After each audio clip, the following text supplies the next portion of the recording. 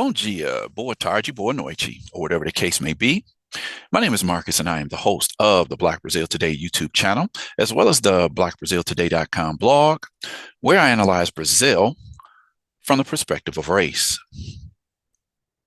So I got another good one here for you today because I always like to revisit topics that I've talked about because it always leads to a lively debate. And this is a perfect example of why it is so intriguing and complex to judge Brazil from perspective of race, because of it's just so many things involved, the twists and turns, the switching of identity, the coming into identity. Uh, we've seen that over the last official or unofficial census, they're saying that uh, brown, Partu, mixed people are officially the majority in Brazil. And there's a few reasons for that. Um, One of the main reasons I think that, first of all, I believe Brazil has always been a mixed race majority country. It's just that some of those people define themselves as brancos or white people, even knowing that they have mixed ancestry. There's a large population of people who define themselves as Pardo, mixed brown, even when other people would probably see them as black. So there's a lot of reasons for why, when we look at the statistics in Brazil that says, mixed majority, second place would be the Branco or white population, and the last would be they're saying only about 10% of people identify as black. So that's why I say you have to look at color coded terminology and statistics in Brazil, with a grain of salt. Because how I see a person in terms of their race or color and how the person sees themselves, how they identify themselves, and how other people see them can be completely different, which is the reason why it is just an ongoing discussion about race in Brazil. So the reason why I want to highlight this today is because this was a story that popped up a few days ago, and I'm like, oh my God, here we go again. Today's story. After the recent election in Brazil, 6 Brazilian capital cities will have quote unquote black mayors, all from the right wing or the conservative side of politics. The question is, what kind of black men are these? So when we look at the pictures here, you'll understand why I'm asking this question. And I have a lot that I have to sort out here just for people who live outside of Brazil. And, if you're new to my channel, or if you've seen a few of the videos, you'll understand why this is so complicated. You'll understand that there's probably some fraud going on here, but this is a lot to unpack. So I just want to get into the video. Definitely want to hear your comments on this video. Definitely drop a comment in the comment section, like this video, share this video, subscribe to the channel, click on the notification bell. So let's get into this today because it's going to be intriguing once again. Okay. Black mayors in the capitals are from various political parties in Brazil, the PL, the MDB, the Avante party, the PP party, all defenders of the repression of Black people. So it's a lot going on here besides color, differences in opinion about color, this idea of politicians switching their color, their official color on official documents from like white to brown. A lot going on here. And then we get into the political thing. So these are the 6 guys that they're talking about. Again, Folha de São Paulo is the top newspaper in Brazil. It's kind of like Brazil's New York Times. It's the most important newspaper in the country. So I wanted to get into this. One of the guys that just recently won a mayoral election is this guy, João Henrique Caldas, this guy right here. He's standing to former President Jair Bolsonaro, this guy right here. Okay, so they're saying that all 6 of these people who identify themselves as pardos, brown or mixed, are from the conservative side, the right or extreme right positioning politically. Okay, why is this important? It's because the trains of thought in Brazil. You either on the one side that says, hey, blacks and browns in Brazil, or pretos y pardos, constitute the black population as a whole. So the combination of black and brown in Brazil is supposed to equal the black population. That's according to Brazil's black social movements ideology. On the other side, there are people who say, no, pardos do not belong in the black category. They are brown, they are mixed, they are completely separate. And I sit somewhere in the middle of those two ideologies because on the one hand, a group of those pardos within the Pardo category, which is now the official majority in Brazil, a large number of those pardos would be considered black. They just, you can, when to me, when I think of a Pardo, I think a Pardo should be considered a person where you look at them and you just can't tell. Are they black? Are they white? Are they Native American? You just can't really tell. To me, that's a Pardo. Okay. If I can look at a person and say, okay, I see this person is visibly of African ancestry, to me, that person should leave out of the Pardo category and just define themselves as black. Because regardless of the skin color, whether you're looking at a person who's white, a person who's Native American, Native Brazilian, if you prefer, if you see an Asian person or a black person, even if all of those people have similar skin tones, the facial features, the hair texture will tell you otherwise. Say, okay, yeah, this person is mixed to a degree, but these facial features say this. The hair texture says this. That's just kind of how I see that. Even though we know that Asian people tend to have very fair skin, their facial features make them very distinguished from white people. They make them distinguished from black people. You have black people who have all sorts of different facial features and all sorts of different hair textures. So this is why I say it's complex and is vastly more complex to deal with this topic in Brazil. So this is the headline that was in Folha de Sao Paulo. The country will have 6 black mayors among the 26 capital cities. Okay, so this is what I wanted to look at. The Superior Electoral Court, the TSE, they have everything to do with how elections go down, election classifications and rules. They produce, percentages, what political parties are involved. Recently, they wanted political candidates to start identifying themselves according to color, which is why I'm talking about this today. So it's these 6 guys right here. Okay, take a look at these guys. I'm going to show them individually so you can get a good look at all of them. There's only one guy in this picture that I would consider to be black. And maybe you all see him as black, maybe you don't. But let's get into the story. Again, the question of color, race, identity, classification. Why do these people identify themselves as brown? It's complex because if these people come to the United States for the simple fact that they're Brazilians, Americans will see them as being not white, even though a lot of these people are clearly white, at least in my opinion. Even if you were to look at the Southern European phenotype, some of these guys would fit into the white classification that way. Again, according to the Movimento Negro Unificado, Brazil's black social rights movements, pardos or mixed brown people are black. According to the Movimento Pardo Mestizo, the mixed race brown movement, pardos are not black. It depends on which side you lean towards. More politicians are switching their color classification. Why is that? So what are the reasons that some clearly white men would define themselves as pardos or mixed or brown? Why is that? Well, as we've seen this for a number of years in Brazil, particularly in the last decade in elections, where we see people who in the previous election identified themselves as white, now all of a sudden they're brown or mixed. Now, there could be several reasons for that. We know that white in Brazil does not necessarily mean white in other countries. So these people could look themselves in the mirror and say, okay, I know I'm not black. I know I'm not quite white, so maybe I should identify myself as Pardo, which makes sense. I can't take any away from that. But another reason why people might switch their classification is because of political funding. There was a law that came along in Brazil some years ago that says black and brown candidates tend to get less campaign funds than those candidates who are white. So they wanted to even that up. Says, okay, we have to give equal funding to black, brown, and white. So some of those white candidates said, if I switch over to the brown candidate, I could get more funding. So that's one of the reasons. That's another reason for why they did that. Another reason for why some people might switch from white to brown is to say, well, I'm like you. I'm brown. I can relate to you. You can relate to me because we're both brown, right? It's a way for people who are clearly white to deny a certain privilege that they have for having white skin. And in Brazil, it's absolutely true. There's no way around to deny people who have whiter skin, close to the whiter phenotype, are looked upon as being superior in Brazil. So by reclassifying themselves as brown, they might be able to have black and brown people identify with them and then elect them if they see them as one of them. Like, I've experienced the same thing that you do. I'm brown just like you. Okay, we've seen this before. So these are some of the reasons I would say that some of these people have probably switched their category from white to brown. And it's something that I've talked about for a while. I had to change my view on this whole topic of Brazil having the largest black population outside of Nigeria. Years ago, I looked at Partus and Paretos as being the black population. Now I've had to switch my position. This is way back in 2019. It's like 5 years ago, where I had to say, okay, look, I can no longer classify all Partus as black because I lived in Sao Paulo for 9 years and I saw that every Partu is simply not black, even though some of them are.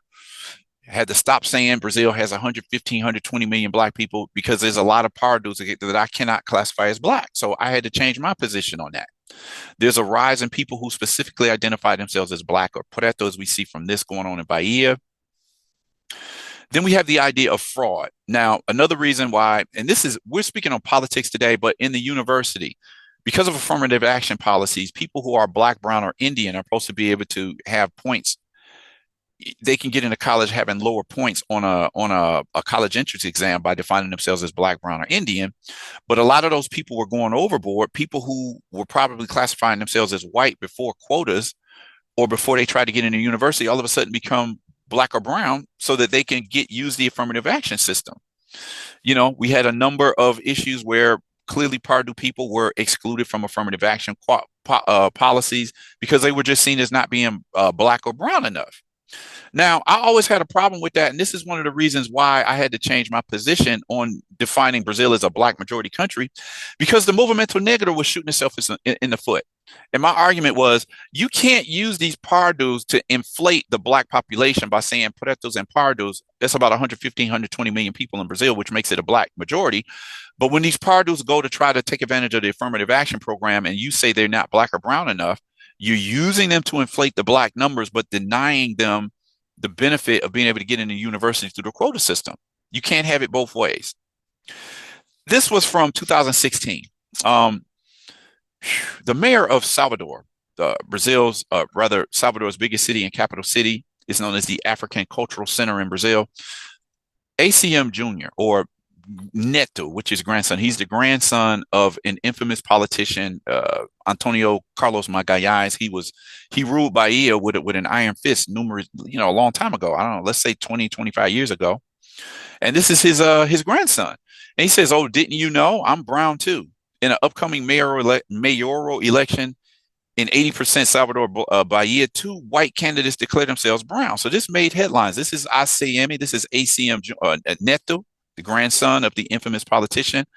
And this is another lady who defined herself. So these are politicians who were defined as white for many years, and all of a sudden, perhaps to identify with a large black brown population in Bahia, they simply changed their racial classification. All of a sudden, they became brown. So this is Congresswoman Alice Portugal.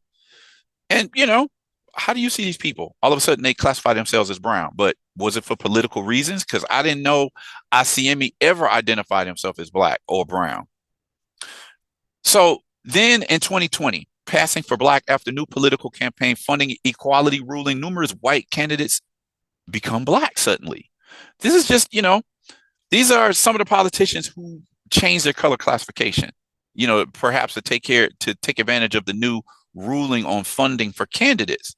Now, and some of these guys, like this guy right here, when I look at some of these guys, I'm like, okay, they would not necessarily be white according to American standards. For most of their lives, they identify as white. Now they want to identify as brown to take advantage of the funding ruling. I mean, just take a look at some of these guys. What do you think? I mean, look at this guy.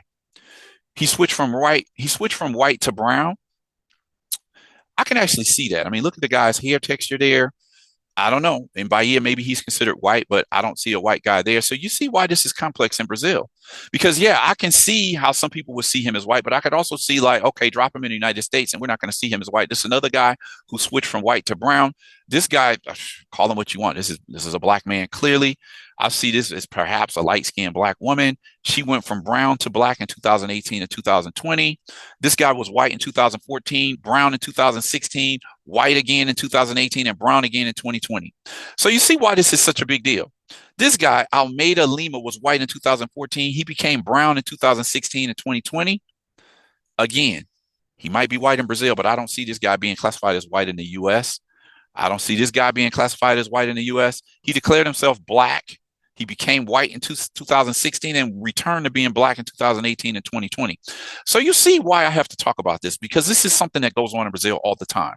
And as there is a clear advantage to having whiter skin, people will say that they're white all their lives, even looking in the mirror and knowing like, no, they're not actually white. But in Brazil, you can say they pass for white, right?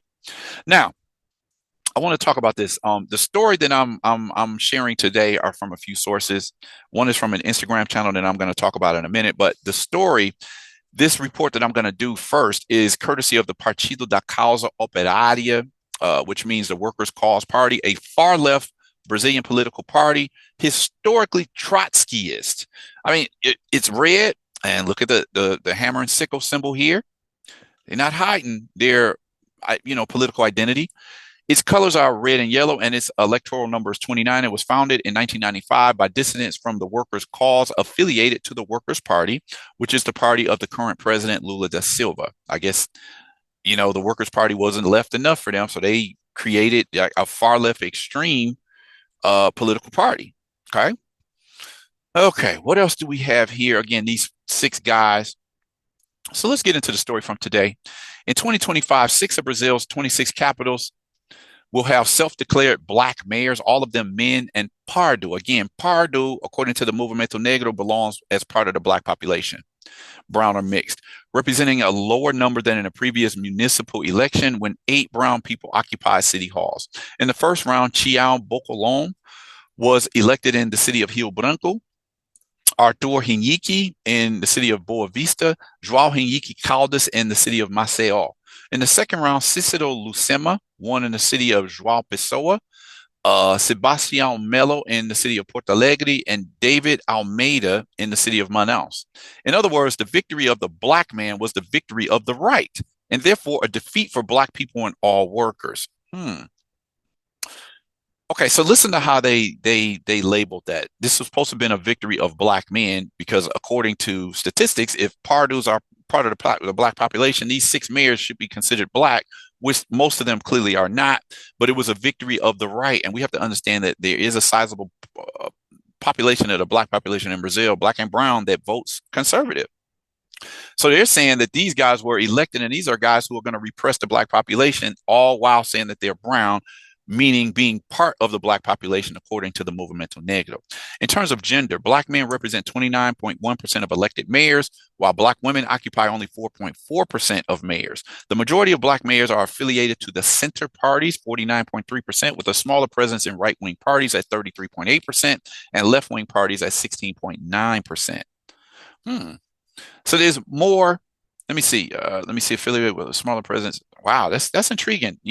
Right wing parties 33.8%, left wing parties 16.9%. Wow, that's intriguing. In other words, identitarianism shows its total independence from the left. The overwhelming majority of blacks, 83.9%, are from the right or extreme right.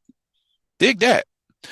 Their victory only strengthens the apparatus of repression that oppresses black people throughout the country. So they're saying that these guys who were elected and defining themselves as Pardus and being seen as part of the black population by the Movimento Negro, they're in spots where they're conservatives and they're going to use their politics to repress the population that they're supposed to be a part of. Even though, as I said, 5 of those 6 guys, to me, are clearly not black. This year also marked the second consecutive election in which black and brown candidates outnumbered the white ones, representing 52.7% of the candidacies, according to the TSE data. This is like TSE is like the governing body over elections, right? They come up with all the statistics. They tell you about the candidates, how the candidates identify. It was also the year of the biggest victory for the far right in the history of municipal elections. The election is a perfect demonstration of the farce of identitarianism. Wow, listen at that. Of the biggest victory for the far right in the history of municipal elections. So what I want to do now, keep in mind, all of these guys, I'm going to show you pictures. They all identified as brown or mixed. How do you see them? This is Sebastião Melo. Okay. This is Arthur Henrique. Now, this is the only guy who I could say, okay, I can see this guy as black or brown. I mean, me, I see him as a black guy with fair skin. Some people will see him as a Pardo, but to me, he's clearly not white. What about this guy here? João Henrique Caldas from the city of Maceió. How do you see him? How do you see this guy, David Almeida? How do you see this guy? Cícero Lucena from João Pessoa. I don't know, this picture, he looks a little bit like Rudy Giuliani to me, the former mayor of New York City. And then this is Chiao Bocolom. How do you see these guys? Do you see these guys as being brown or mixed?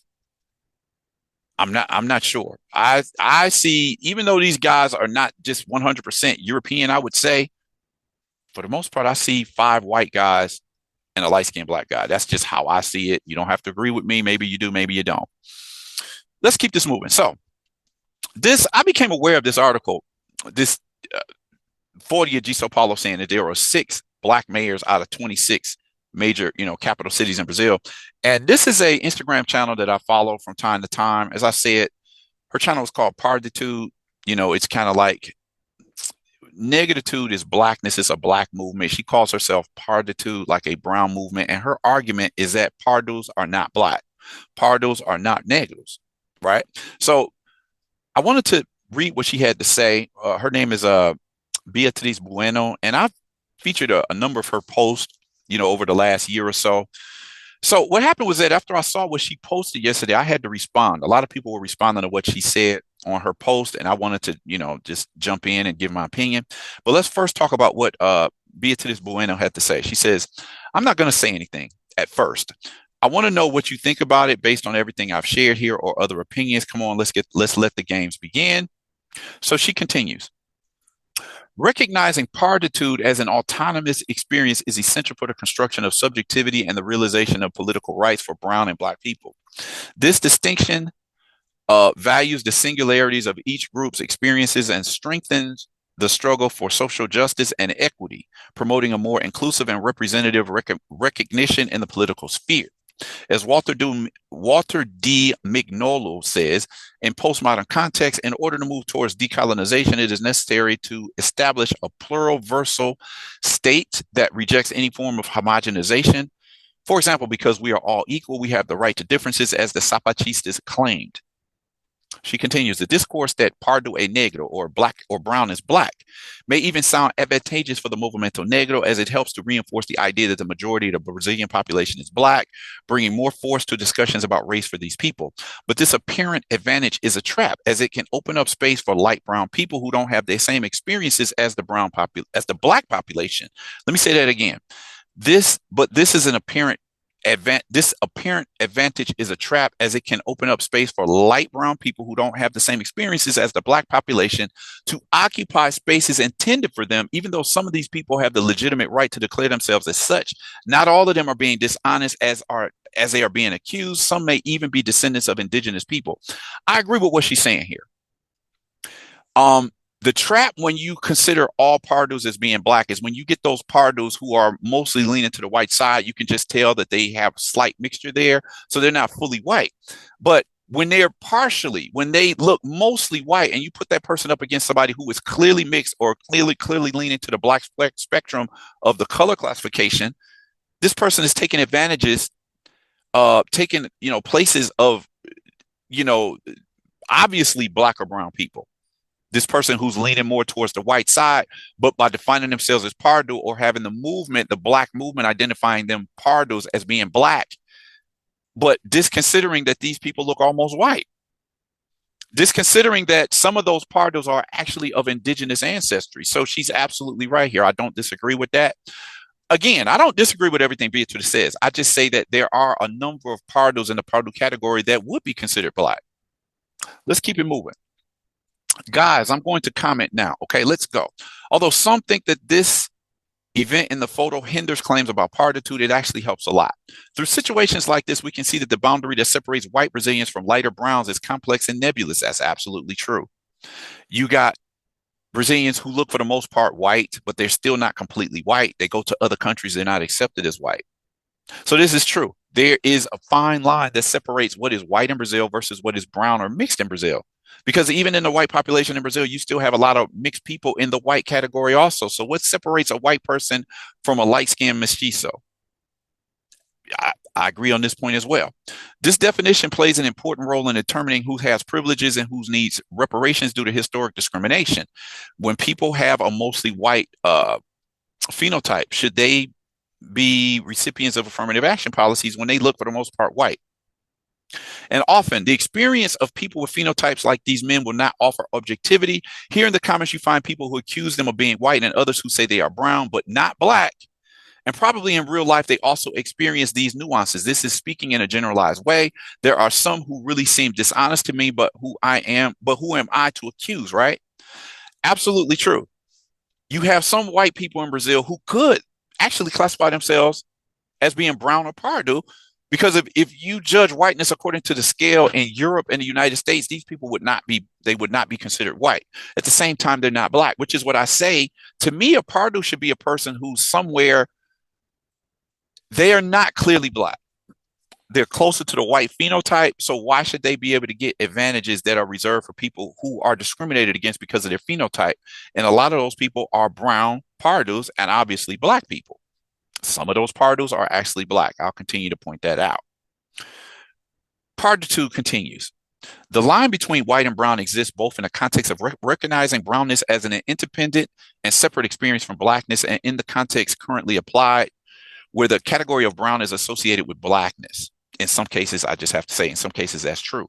Within the black category, you're still going to have people who have a certain privilege because based on a Eurocentric standard of beauty and standard of everything that we have, the closer you are to whiteness, the more privilege you'll have. But this does not negate the fact that there are some Pardus who are still close to the black phenotype.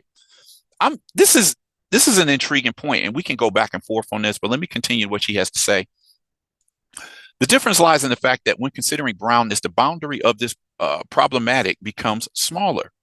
The conversation stops focusing on understanding someone as white or black, which are two extremes, and becomes a question of understanding whether the people in question are white or brown.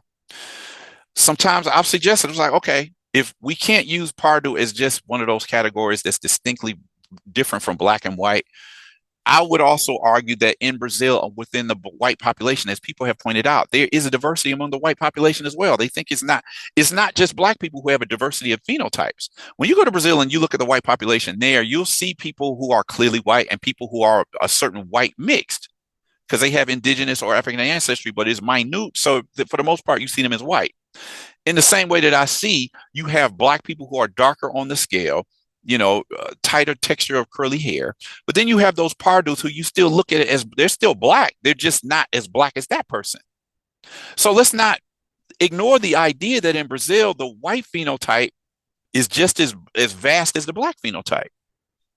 That's how I would argue with that. Like I said, I agree with Beatrice on some points, but we have some points of disagreement.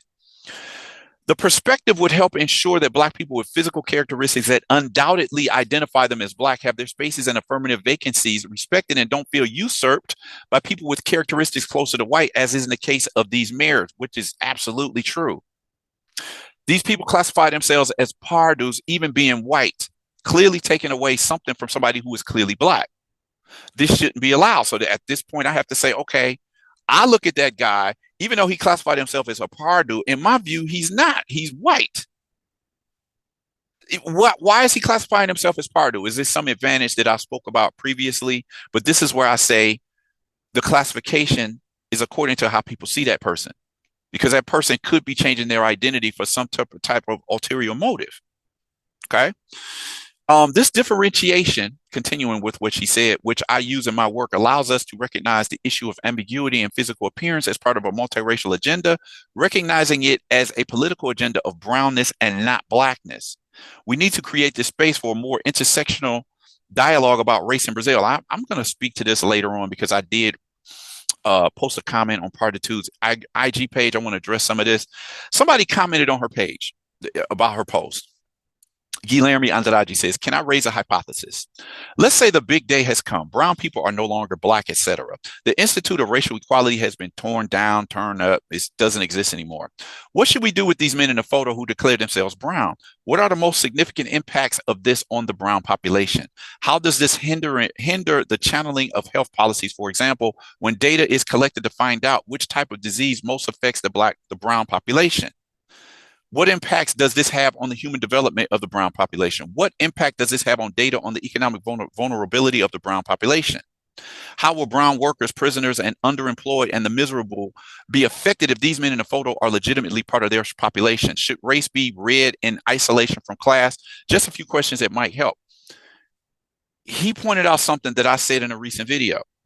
If we have white people who re-identified themselves in the Brazilian census as brown people, that changes the dynamic of the statistics that we can trust.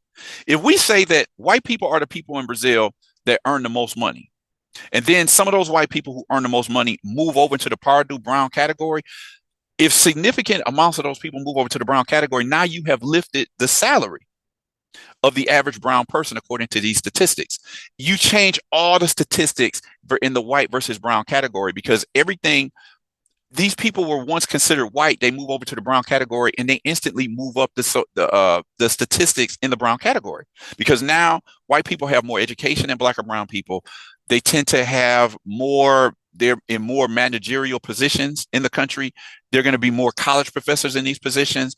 You know, their index quality of life, how many years they live, all of those dynamics have to change now, because now you have white people identifying themselves as brown. This is a point that I made, and this is a point that he's making. So I want to take this debate a little bit further. This is what I posted on the Parditude IG channel yesterday after I read the various posts that she made on this topic.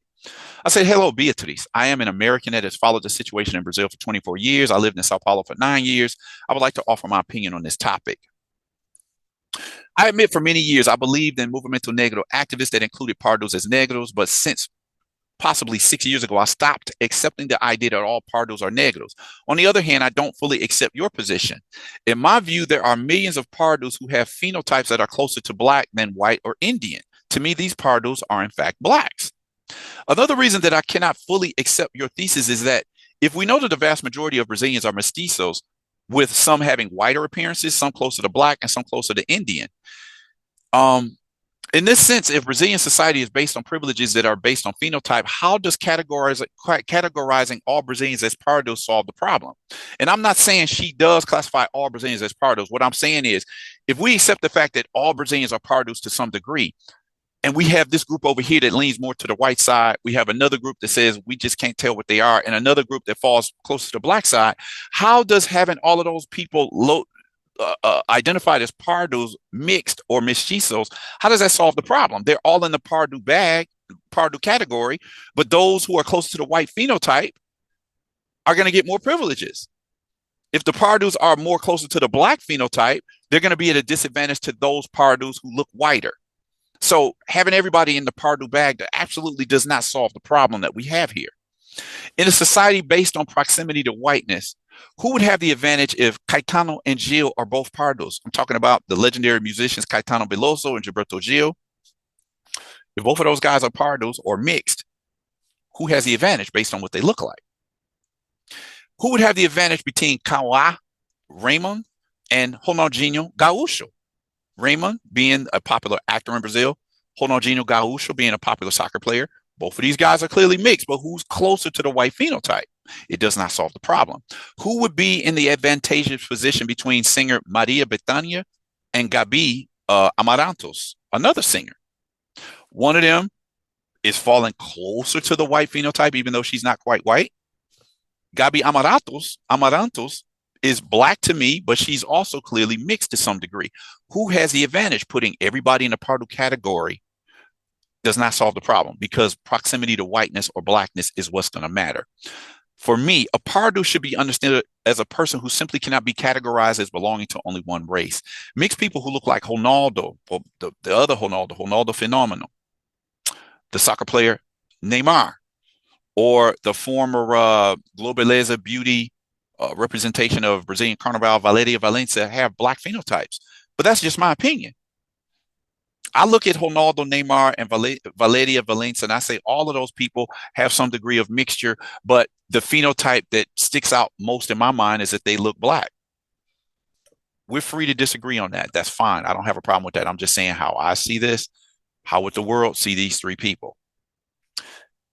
Is it true that it is true that all Pardos are not Negros or black, but it is also true that many Pardos are black. Let us also not forget that there are perhaps millions of whites, brancos, in Brazil who self-identify as brancos even when they are not. If this is true, why do you reject the Movimento Negro view that Pardos are black, but at the same time, you don't dispute when millions of mestizos who are clearly mixed define themselves as white? That's my ultimate question here. It seems like in her argument and what I've seen over the years of what she's talking about, she takes issue with the movimiento negro, classifying all pardos, browns, or mixed people as black. But yet I'm not seeing, okay, well, why don't you go over to the white category and say, well, why don't some of you white people who are clearly mixed identify yourselves as pardos too?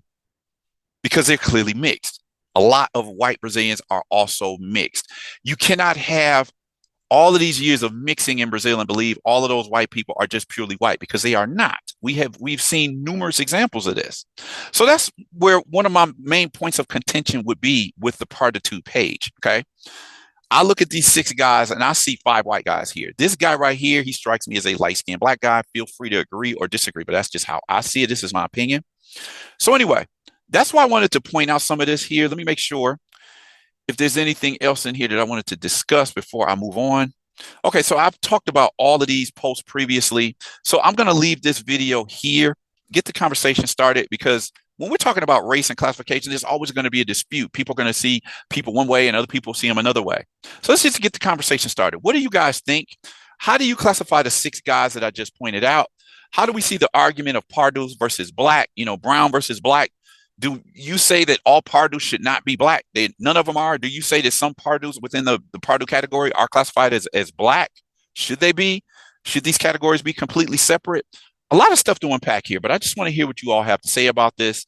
I definitely had to cover this story today, because when I saw this picture on the cover of Folha newspaper, I'm like, yeah, here we go again. So anyway, definitely, while you're thinking about these topics, like this video, share this video, consider subscribing to the channel if you've seen more than a few videos that you liked here. Click on that notification bell so you know when I put up a new video. And with that said, I'm going to end this video here. And as always, request that you all come back and check out the next video that I'll post here at Black Brazil Today.